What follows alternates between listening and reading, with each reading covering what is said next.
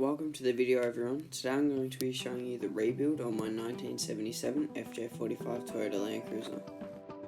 I began by stripping the car down and getting rid of the old tray because it was full of rust, and then I started sanding the body. After that I decided that I should probably strip the whole car right down to make sure I could get all the rust. And then I put the chassis on a trailer and sent it off to get sandblasted. After that, I hit the diffs with an epoxy primer to make sure that the rust wouldn't come through again.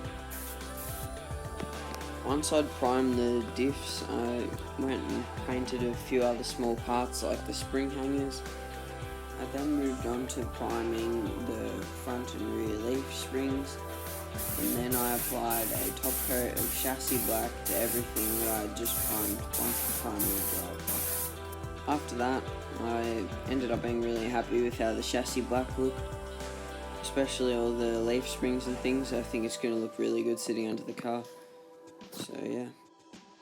A few weeks later I got my chassis back from the sandblaster and it was back to bare metal. Then I hit it with a super etch primer and a top coat of chassis black.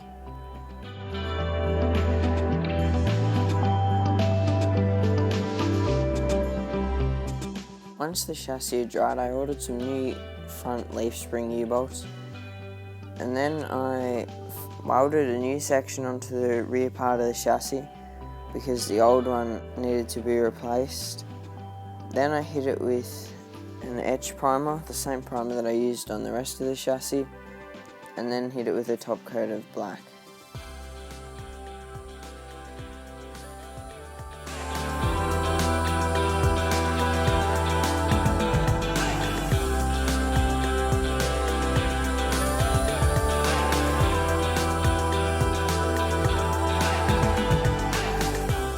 I ended up running out of chassis black, so I only got to get one coat of the black onto the rear part of the chassis.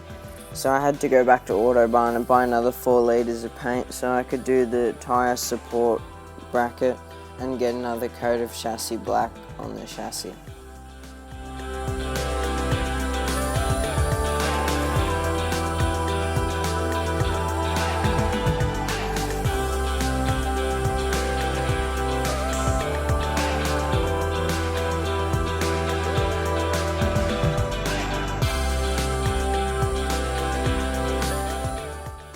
Thanks for watching part 1 of my FJ45 build. If you enjoyed, make sure to subscribe and like the video. See you in the next one.